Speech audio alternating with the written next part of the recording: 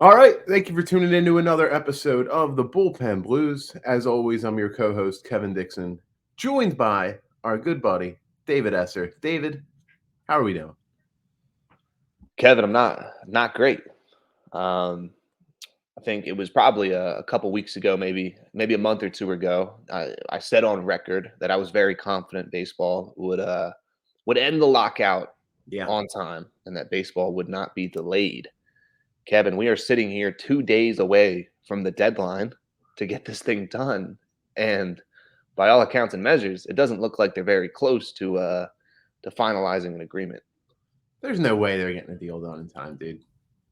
There's just no way. I know, man. In all off season, I was saying I wasn't concerned, but I mean, it's kind of embarrassing. How did we get to this point?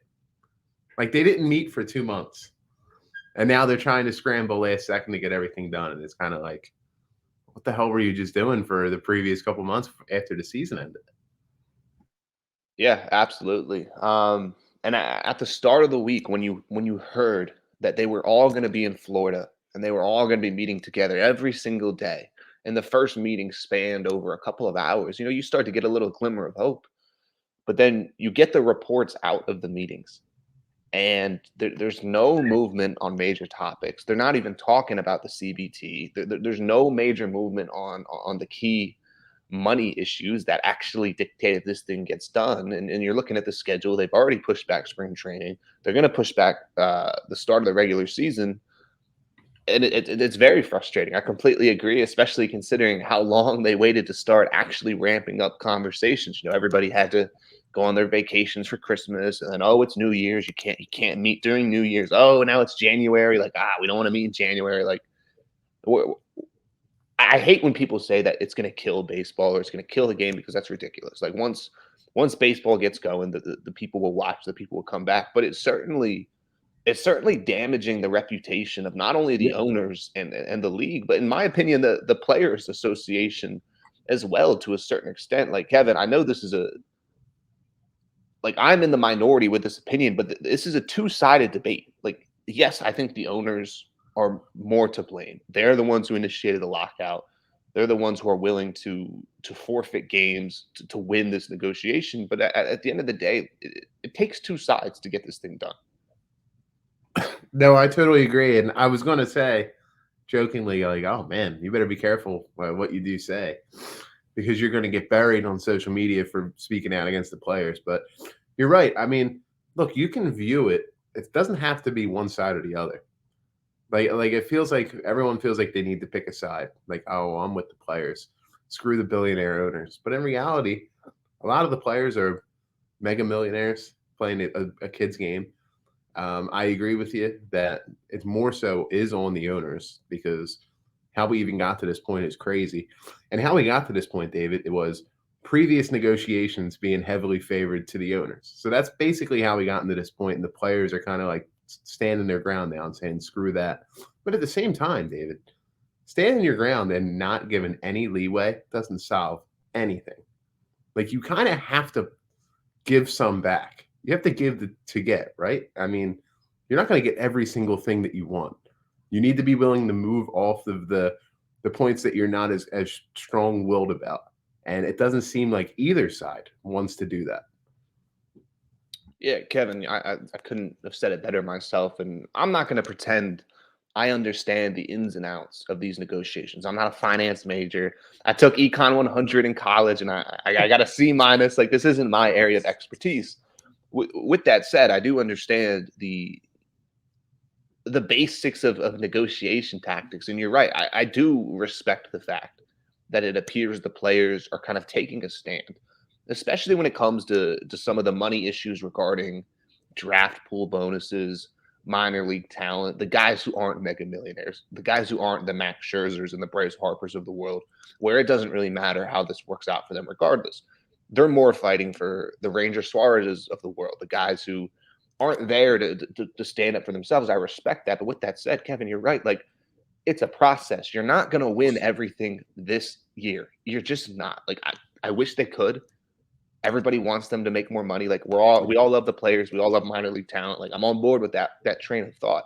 but you're not going to win it all at once. And you see these tweets coming out from players um, where they'll say things like, our offer's perfect, our offer's fair. Why would we change anything? Like, why would we budge? I'm like, because, Kevin, Yeah. because it's a negotiation, you have to budge. That's how it works.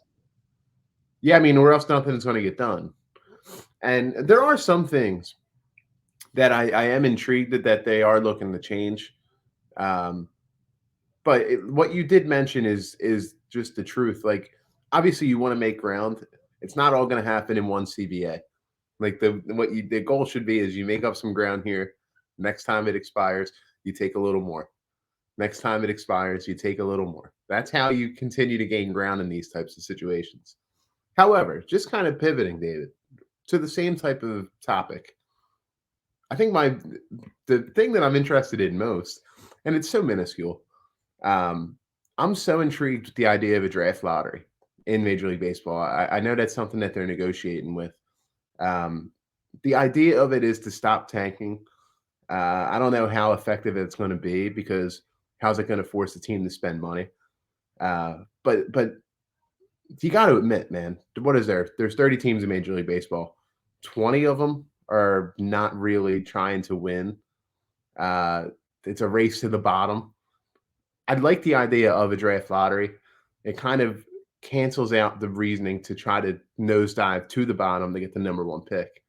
And we've seen other major sports leagues implement the same thing. National Hockey League has it. The Sixers completely altered how the NBA does their draft lottery with their tanking scandal. So um, I think that's a pretty cool idea. I know it's something that it seems that they are going to be able to agree on. Now it's just a matter of how many teams.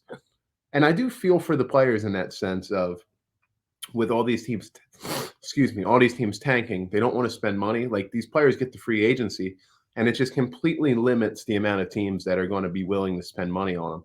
It kills the market. You know, so like I understand where the players are coming from, trying to get rid of the tanking in the sport because I'm not a huge fan of it. I want teams to try to win. Like I saw you mentioned on Twitter, they want to do the expanded playoffs, which also helps at the deadline. You'll have more teams that want to do stuff. They want to try to improve their roster to try to go and win a World Series because ultimately, as we saw with the Nationals a couple of years ago, all you need to do is get in. Anything can happen once you qualify. So there are some things that I am really intrigued that they're looking to change on this new CBA. Yeah, I think the draft lottery, it's certainly an interesting topic. I'm not as big of a fan. I think because of how the NBA, how it works, they implement the draft lottery with that goal. They alter it all over the place, mainly because of the Sixers, funny enough. Yeah. Um, and it kind of hasn't really worked in terms of discouraging teams to lose. I think the real strategy, as you mentioned there towards the end, is don't discourage teams to lose. Okay, Yep. encourage them to win. And I Yep. think there is a difference. I think instead of trying to make the tanking process less effective, because that can be challenging for smaller market teams who it's less about them not wanting to spend money and it's more about players not wanting to sign with them in the first place. I look at a team like Baltimore. They could have offered Manny Machado 400 million. He wasn't staying in Baltimore. He was out of there. He wanted to go to the West Coast. With that said, I love the idea of the expanded postseason. I love the idea of a salary cap floor.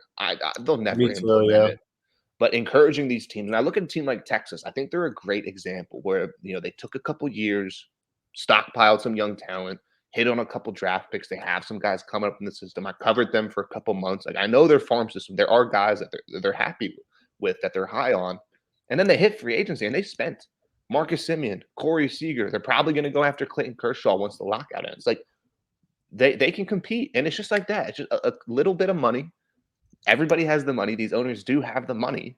Yeah. Did they have to overpay a little bit? Sure, but it's Corey Seager. I think everybody agrees that's a good signing. He's a very good baseball player. Yeah, he's a They have, star, man. yeah, he's awesome. And like Marcus Simeon, yeah, they probably overpaid a little bit, but who cares? You have one of the better infields in baseball now. You have Seager, Simeon for the next 5, 6, 7 years. Like you're in a really good spot there. And I think it's more about encouraging teams to say, hey, like every year, if you don't have a star on your roster, you got to go get one in free agency. Like you have to go spend it on somebody. And I think you'd see the market open up for these types of players. I look at a team like the Nationals. Like if they had just spent a little bit of money, Kevin, they'd have a dynasty. They drafted so Yeah. well for a little bit between Harper, Soto, Rendon. They traded for Scherzer. They signed Corbin. They drafted Strasburg. Like they had everybody, but they were cheap. And now look at them. They're one of the worst teams in baseball, and they're going to Yeah. lose Soto in a couple of years. So for me, it's less about pushing teams not to lose and more about pushing them to win. Yeah, I like the way of looking at that. That's a good way to kind of look at the whole situation. Incentivizing winning as opposed to decentivizing losing. I kind of do like that. That's a good way to look at it. But yeah, man, if we could just get some more teams, like we get the free agency every year, and guys sit there for months and months and months and months. I mean, Harper, he didn't get signed until March. Uh, what the activity this past before the CBA expired was not really much. Um, so I get that from the player's stance. It's a hard game though to force teams to spend because even with the expanded field, there's going to be teams that are like, nah, yeah, like we're just going to keep kicking the can down the road to the future. So, it's a fine line. The sport finds itself in a really interesting situation that really doesn't come around often. Like a lot of times when you get these CBAs, deals are struck pretty quick. There's a good relationship between the union and the owners. I mean, in my lifetime, we had a brief NFL lockout. We had an NHL missed half a season lockout. I think the NBA also had one where they missed like 20 games as well. So um, I guess it does happen more than you realize, but like the bad blood between the players and the owners just seems like a completely different thing than we've experienced, in the past 20 years of professional sports. It certainly seems like they're on opposite ends of the spectrum, where the players obviously want more money infused into the talent. They want their owners to be competitive. They want to win baseball games. They want more protection for younger players. They want younger players to hit free agency early, which I do think is a good idea because then teams are maybe a little more comfortable handing out the mega deals. When Bryce Harper hits free agency in his prime at 26 years old, like Phillies didn't even think twice about handing him 300 million, and they're very happy with that. And I think it's actually a big reason you saw a team like Texas push the years and push the money for a guy like Corey Seager because they saw how well those types of deals worked out for Philadelphia, worked out for San Diego. On the flip side, the owners they seem very content with where baseball's at in terms of not Oh, always being competitive, not always spending money, and they're raking in tons of money. And that's like what I was going to this, say. I mean, they're making a ton of money. So, and I guess the frustrating part is they're going to make money regardless. I don't know why they're so opposed to change, and this is where my sympathy for the owner starts to end. But with that said, Kevin, it's still a negotiation. The owners have the leverage. They do have a sense of power. It's 50-50 in that regards, where I do understand and I respect the players' urge to kind of win and get a lot of things back on their side, but you're not going to get it all at once. yeah, it's it's tough, man, because you're right. Like everyone has bashed the players, but it's not all on them. But they sure do have a pretty good point on a lot of items. The one thing that I'm like blown away that they can't agree on is the minimum salary. They're like 100 grand apart. Like just meet in the middle, or like the owners just pony up and pay the extra like 100 G's a player, whatever it is. Like Yeah, it's like every meeting that they it's each like move like 10K closer. Like, it's what are we going, doing, man. guys? Like, oh, this is like elementary school stuff. Like, It's oh, you're at so 100, I'm corny. at 200, 150. We're done. Next topic. It's so corny, and like I get it because the players, the minimum salary is pretty low. Like when you look at the grand scheme of how the league runs and other leagues around the world, the National Hockey League's minimum salary is higher, which is crazy. The amount of money the Major League Baseball brings in compared to the National Hockey League is just insane. So to make more money as a minimum salary guy in that league is pretty crazy. However, the counter to that is you can make way more money playing baseball than you can playing hockey. Um, but what you did mention about hitting free agency earlier, I would like to see it more on like an age thing as opposed to service time. It'll never happen. But like you mentioned Harper, the only reason he hit free agency when he was 26, David, is because he came out when he was 19 years old. Like we talked about Cedric Mullins before we got on the show. Um, he's 27. He doesn't hit free agency until 2026. So what's that? 4 years from now? So he'll be 31, 32. You don't think that's going to impact how much money he gets on the open market because he's 32 years old? Like, you know what I mean? Like Star the Marte, another great example. Like, just hit the market for the first time, I believe. He was 36 years old. Like, that has to play into how much money these guys are getting. They're not going to get the huge bag because they're older. So like, it is kind of a disadvantage for the guys who kind of flourish later in their career, as opposed to being this young up and coming superstar who enters the league at 20 and just scorches, gets paid at 26, hits free agency again at 32, gets paid again. The late bloomers really get a bad piece of cake. Basically, they get a bad cut of the pie when they come into the league, and it takes them a bit longer to excel. Yeah, absolutely. And then that plays right into the debate on service time manipulation. You know, a lot of teams will manipulate service time to keep the players through their primes and make sure they don't hit free agency early. I mean, the most glaring example in recent history is Chris Bryant, who's just now hitting free Future agency Philly. at 30. Future Philly Chris Bryant. And granted, Chris Bryant, he's still going to get his money, and I Yeah, think he's going to get underpaid, in my opinion, because I think me he's the too. real deal. Like, Yeah. everybody knows how we feel about Chris Bryant on this podcast. He's the guy. Yep. With that said, Kevin, imagine if he hit free agency at 26, 27. Yeah. Oh my God. Yeah. Right off his MVP season, right off winning a World Series, he'd get 300 million just like Harper did. Yeah. I mean, wait till we see the bag Soto gets, dude. Yeah, it's $500 million, brother. Like, $500 million. yeah, like he turned down 350 mil. Like, Rightfully so. Okay, yeah. complete side tangent. The amount of people who were mad at Soto, who were like, "Oh, you get offered 350 to play a kid's game." Like, brother, Soto knows his worth. Right now he's worth $500 million, in my opinion. I think he's worth 500 million, 400, 450. Like, he knows his worth. Yes, he could get injured. Whatever. I almost salute him, David, because how hard do you think it is to turn that money down? Yeah, that's tough. That's tough. Guaranteed money. Well, I mean, like 300 million of it is deferred till he's like 50 because it's the Nats. But like, you get what I mean, though. I get what you mean. Like, Yeah. but I very much agree with him. Like, he knows his worth. He knows how good he is. Like, he's arguably the best hitter in baseball right now. Like, I love Bryce Harper, but I do think you can make the Oh, he's argument not the most valuable player. I'll tell you that. He's so. certainly not. But he's so good. He's so young. Like, he knows his worth, and he knows if he hits the open market whenever he's a free agent in the next couple of years, like, it's going to be the bidding war of all bidding wars. Yeah. And you know what, man? Like, we just mentioned Bryce Harper. What a steal they got him on. What a contract. What a contract. He's making 25 million per. Like, that's unreal, man. That is just unreal. Yeah, the amount of people who, I mean, it was. They just don't understand, David. They just didn't get it. They couldn't grasp it when they signed the contract. Like, yeah, I think most people love the Price signing. Like, people look at the number, the big number. When what matters is what he makes per year. That's what counts. And, I mean, the amount of people who were like, "Oh, well, I don't want to be paying Bryce Harper when he's 38." Like, what? Who cares? Like, we have him now. Andrew McCutchen made $20 million last year. Bryce Harper made 25. Yeah, I mean, he just put it into perspective for you. He just won the MVP. Like, there's no debate. Wonderful contract, wonderful player. Luckily, that has kind of silenced by this point.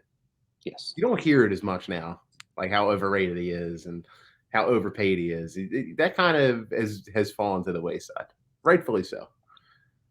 I mean, if this was the NBA, Bryce would have an argument to hold out and ask. I was going to say he'd be holding out. Yeah, he'd be holding out because he's underpaid. Yeah, he should be up towards the 40 mil a year mark. That's how good he is. Just to touch on it real quick while you mention it, because I know a lot of the Delaware Valley is just riding high right now. James Harden, Sixers debut last night, David. This is a Phillies pod, but we can show some love to our other Philly teams. That was something else. Yeah, that was one of the. I think that was the most excited I've been for a Sixers basketball game, dating back to the what year was it? It was the Jimmy Butler, JJ Redick postseason, that era. Yeah, when they lost to Toronto. Definitely a different type of buzz. With that said, pre-Bullpen Blues there. Yes, that was pre Bullpen Blues era. With that said, I don't think, and granted, we haven't seen him play in Philly yet. I don't think the excitement rivaled that of Bryce Harper. I think Bryce's debut Yeah, yeah. was on a different planet. It's up there. Kevin, I was there in DC when Bryce first played in Washington, like his first time back. You would have thought he killed a man. Like the place, I got into a little skirmish with the dude because I was wearing a Bryce Harper jersey. I was like, this is Yeah. awesome. Like I'm having a blast. Like it was crazy. And I don't Were think you throwing James, hands? huh? You were No, throwing no, hands? a little bit of shoving and we were done. I don't think the James Harden buzz is on that level. With that said, I absolutely love the guy. Really, really exciting game last night, and the next several games into the postseason are going to be equally as exciting.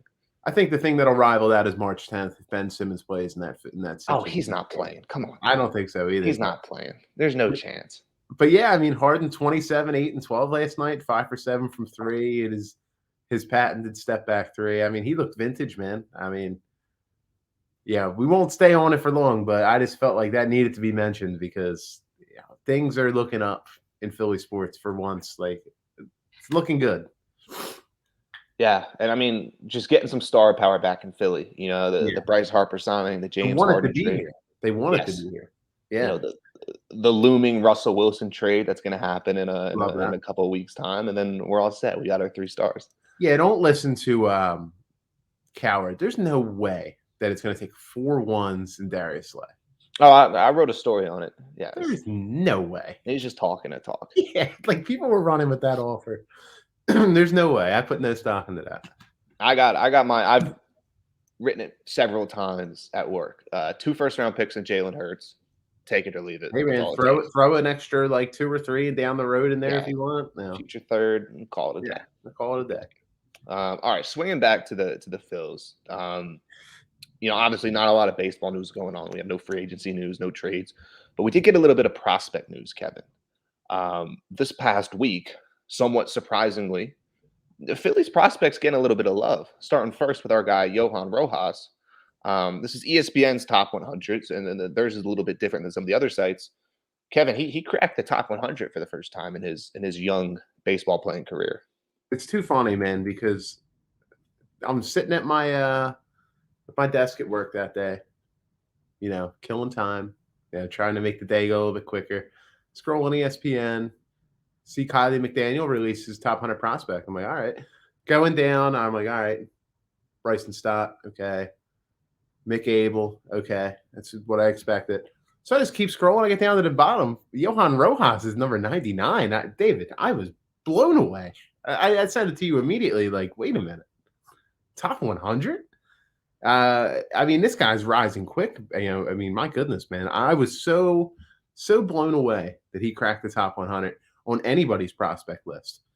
And granted, when they did the full systems ranking, it didn't help the Phillies at all. They're still 24th, I think, 23rd, 24th, same spot they were in last year. But man, to be recognized on a major list like that is having three top 100s, which there's teams that have 4, 5, 6. So it's nothing special. But considering where we've been the last few years, to have 3 guys who are recognized as, all right, these guys should be good big leaguers at some point. I was really taken aback by that, David.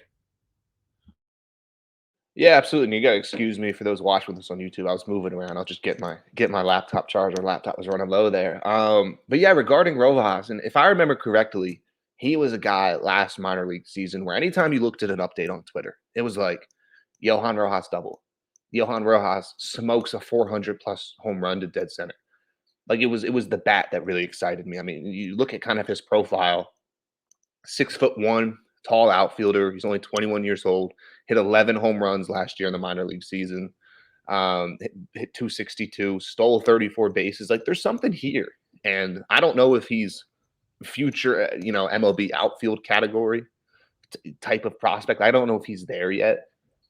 But Kevin, I think what excites me most when a player like that, maybe a fringe outfielder, you're not sure if he's ever going to make the big leagues, but if he's in a top 100, that's trade ammo to me. That's trade ammo. And knowing what we know about Dave Dombrowski and how he likes to operate, being able to tell a team that you're trying to trade with, hey, like he's top 100 prospect. Like you can't Yeah. tell me he's not good. He's top 100. Other people are saying he's good.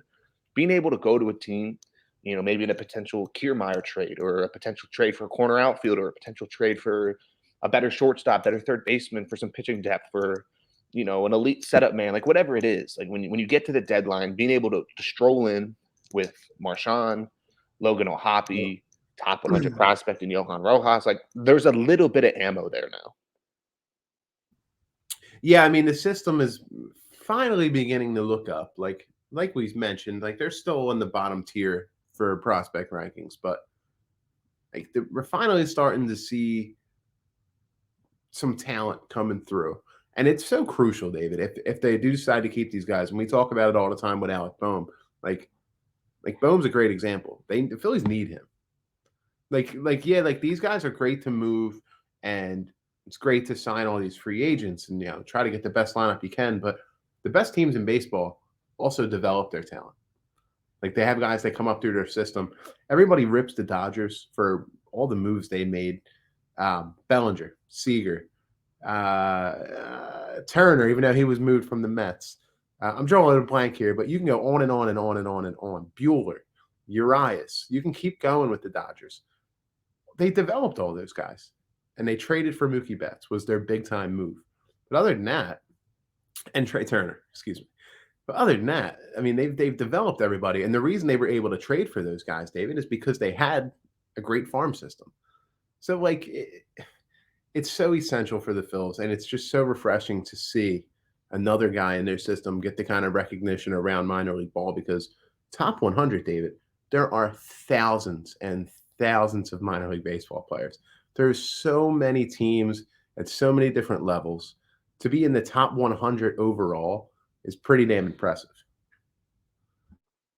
Yeah, I mean it's baby steps, and obviously there's a lot of work that needs to be done. And Dave Dombrowski's prefaced this since joining the Phillies. The other good news regarding the prospects is Bryson Stott, Mick Abel, who the Phillies. I would say that they're two blue chip guys. They're top Um, dogs for sure. yes, Fangraphs bumped them up considerably, and you had the numbers a little bit earlier, but Mick Abel is now number 20. Is that correct? Yeah, I think he's 20 and Bryson Stott is now in at number 34. That's a good sign. I think Yeah. specifically with Abel. I mean, and again, Fangraphs they rank their prospects a little bit differently than ESPN or Baseball America does. But top 20 for Mick Abel, considering how little baseball he's played. Yep. Bryson Stott, who many of us are hoping is the opening day shortstop, him being in the top 35. Like again, it's small, it's minor, but certainly trending in the right direction with some of these young talents that we've been talking about for the last 2 seasons or so. Yeah, and I mean again, like just think about it. Like I just mentioned, like there's just so many guys, and to be, like those rankings, like they're obviously opinionated, and they're not set in stone. Each list is different, but to even be in the conversation is special. Like it means people recognize you. They know who you are, in a game that has a million faces. They're able to see yours amongst the crowd. Um, and I've mentioned it on the show for a year now. And as Stott was a big example for me, and now Abel, as he continues to rise, is beginning to fall into the same category, David. And I've said it to you multiple times. When these guys continue to rise, and they continue to rise, and they continue to rise, and we have another draft, another prospect pool thrown into the mix, another draft, another group of prospects thrown into the mix, and they keep rising up the rankings, that's a good sign. That signals that they're doing something right, and they're continuing to improve. A great example of this is now, as you mentioned, Stott's up to 34. I remember when he cracked the top 100 this past year, we were fired up about it. I think he was 99th or 100. Then he fell out of it after the draft. And then in August, I think they released another ranking, and better believe he was right back in that top 100. Like that's always like for me, like the most important thing, because you'll have guys who continue to drop down. If you just continue to rise, you're doing something right, because these lists are continuously evaluated. They change multiple times a year. As long as you keep going up, something's working. Yeah, and kind of on that topic, swinging into our point that we wanted to touch on today, kind of the other Phillies prospect that we've been keeping an eye on. He hasn't cracked the top 100 yet, but he's in that mix for being another blue chip guy. Is Andrew Painter, the team's first round pick last year, another hard throwing righty with a lot of upside. He was mentioned in a hypothetical trade, and I was on my phone trying to pull up the trade. I couldn't find the exact details. Ooh, I sent it to you, so let me see if I can find it. Let's go to our details. But basically, while we do sit here and we look for it, it was a deal with the Baltimore Orioles, if I'm not mistaken. Is that correct? Yes. Okay. So in this deal, the Phillies would be bringing back Cedric Mullins. Maybe I don't have it here, David. I thought I did. I think I sent you the link. Oh. I sent you the link, not a photo. I got it. Yeah, I found that would be why. Okay. And it's hypothetical deal. I can't even see who suggested the deal. Anyways, it was for Cedric Mullins, Baltimore Orioles outfielder, and the Phillies would be sending back Didi Gregorius and his $14 million salary. Andrew Painter, who we just talked about, Johan Rojas, who we touched about, now a top 100 prospect according to ESPN, Hans Kraus, who was one of the returning players in the Spencer Howard trade this past season, and then outfielder Matt Vierling. And I think you look at this deal, and then the initial thought process is, that's a lot for the Phillies to give up. It's really not. Kevin, it's really not. And I think we're very much in agreement here. Not only is Cedric Mullins an all-star outfielder coming off a very good season, The best player in that deal by a mile, David. By a landslide. Kevin, he's on a cheap contract. Yeah. He's young. He fits the timeline. It's a position of need. Like, these are the types of deals where I'm very willing to give up a couple valuable young guys. And I know the Phillies farm system is bare, and I understand you don't want to deplete a system that you're just now building back up. But if you can get a true star caliber player like that, you can stick next to Bryce. He's 27. That's the big thing, is he's young. For the next 5-6 seasons and never have to worry about him being an issue. Those are the types of deals where I'm okay with the Phillies turning to their farm system a little bit and pulling some pieces out just a tad. Yeah, I mean, and let's face it, Rojas in that trade, you're hoping he becomes Cedric Mullins. That's what you're hoping he develops into. So I'm with you, man. No question. I saw people on Twitter who were like, yeah, I don't want to give up Matt Vierling in that deal. And yeah, I like Matt Vierling. I like Matt Vierling, but really? He's the deal breaker for you? I couldn't believe some of the stuff that you say, man. It's insane. But yeah, I mean, obviously, look, sucks to trade guys, but you have to give to get. If Mullins comes here and replicates what he did last season, we would be thrilled. And it would make a major difference to a Phillies team that trotted out Mickey Moniak, Adam Hazley, Roman Quinn, and Odubel Herrera in center field last year. And I got to say it, David. Hang on. Whoa. Don't forget Jankowski. The disrespect. Jankowski. I don't know if he's going to be in MLB this year, Kevin. Him too. Oh, before I make my point, I do want to mention, I texted you about it the other day. It's hard to believe that we convinced ourselves the Phillies were going to win when they had Ronald Torreyes and Jankowski in their lineup on a regular basis. Pretty incredible. The glory days. With that said, I did want to get to this point. I see that we are still the number 2 Mickey Moniak podcast in the world. It's got to be time to let it go. He's not the guy. Last year, with all spring and all, everyone was clamoring from the play. He stinks, dude. He stinks. Come on. You're springing this on me without warning. I mean, come on. We gotta see if he makes the roster. Yeah, I mean, but it'll be interesting to see if he gets outrighted off the roster. We can give this one up. But if he's on the 40 man, I don't want to hear it. Okay. Yeah, I mean that's fair. That's fair. But yeah, I mean, yeah, man. I it's hard to believe that last year we were. You know what? I can't even blame us. It's hard to believe the Phillies used the number 1 overall pick on the guy. It's the draft. People miss all the time. I hear the argument. Number 1? Yeah. The number 1 pick, though, man. I mean, it was a pretty weak draft, but in hindsight. But come on. Come on, man. It certainly would be nice to have Ian Anderson on the roster. I can mean, tell you how that. like how Phillies is it? The one year that they pick number one, there's no Bryce Harper, there's no Chris Bryant at the top of the draft. Like, of course, there's no difference making franchise player there for the Phillies to take. The one year they had the number one pick. I mean, to be fair, it's kind of spanned all across Philadelphia. There was a 2-year stretch there where all these articles and posters were being put out where they drafted Moniak, Ben Simmons, and Carson Wentz. The city of Philadelphia all kind of back to back, and none of them Yeah, are really. Don't forget the Flyers too. They had the number 2 pick and they took Nolan Patrick, and that guy stinks still. Yeah, so four top 2 picks right in a row, and the only one left I is mean, dude, for what it's worth, think about it. In 2015, the number 2 pick was Alex Bregman. Like, yeah, come on, that's man. brutal, Like, man. He's pretty talented. ridiculous. They couldn't have been the Phils. Okay, real quick, kind of circling back, I want to make one more point about the idea of a Cedric Mullins trade or something along that lines, where you're going after a true star caliber talent, but you're really giving up something from the farm system. I kind of like to look at other deals in baseball similar, and Cedric Mullins is not as good as Mookie Betts. I'm not trying to make that point, but the Yeah. Dodgers gave up a guy who's really good in Alex Verdugo. Like, he's a big piece to Boston. I feel like he's better than people thought he was when they moved him in that trade. Like, he actually ended up being pretty damn good. He'll probably make an all-star game at some point in his career. Like, he's a solid player. But with that said, the Dodgers don't like they're good. Like, they're feeling good about Mookie Betts being on their team. Another hypothetical I like to turn back to. Yeah, he did. And he was the best player on the field by a wide margin during that World Series. Kind of another deal I like to look at is when Nolan Arenado got put up on the block. There was a lot of talk about the Phillies maybe giving up Alec Bohm for him, and they didn't do it. And we look back in hindsight, like, probably should have.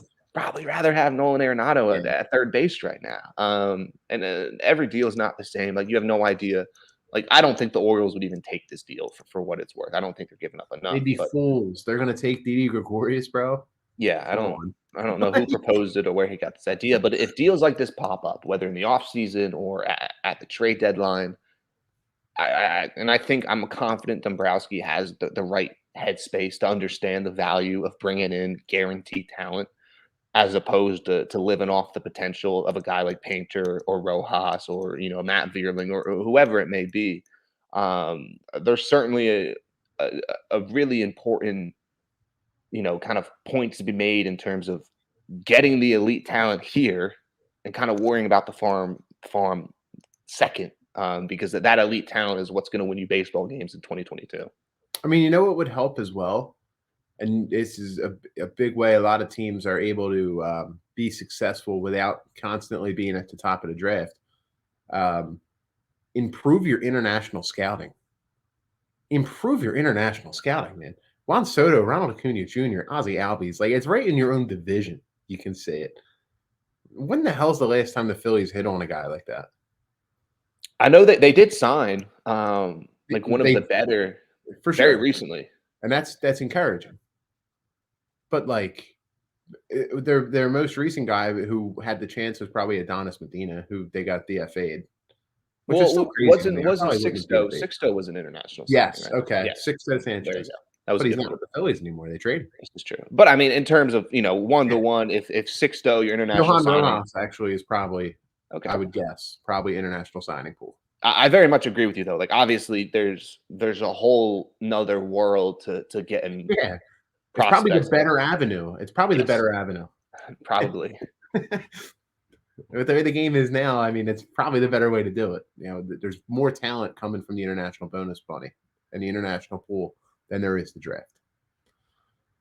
Yeah, and you get to do. I mean, the draft, you're only so. Like, you're very restricted in terms of who you can actually get because it's a draft. Whereas with the international signing, if you discover this guy and you give him the most money, he's on your team. Oh, man. Do you ever see Trouble with the Curve? I have not. Oh, man. It was. I'll put it on the list. That's kind of what it's about.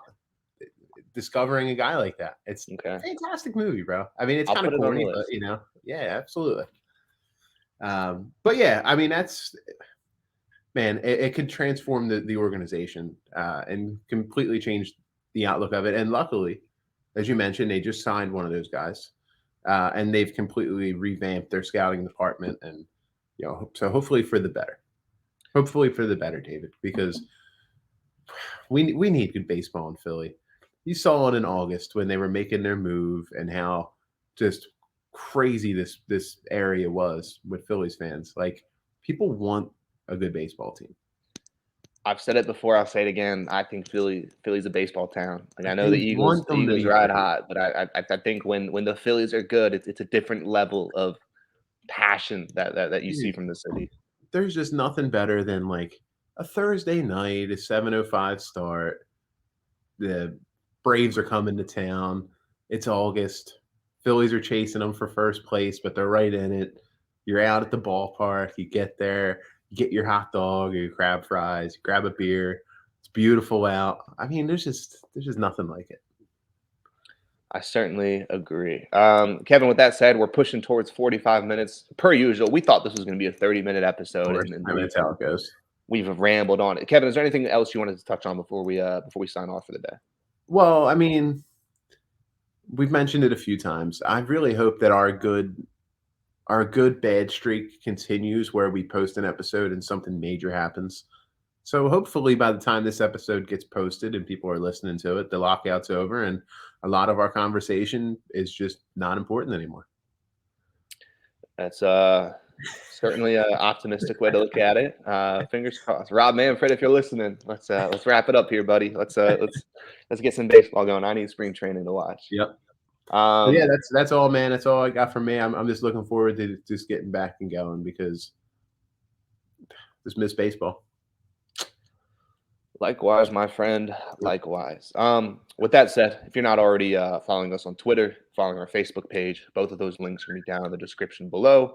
We're on Apple Podcasts, Spotify, Google Podcasts, Anchor, and most importantly, we have relaunched our YouTube. Big thank you to everyone who tuned in to our most recent episode. It was our most watched episode ever.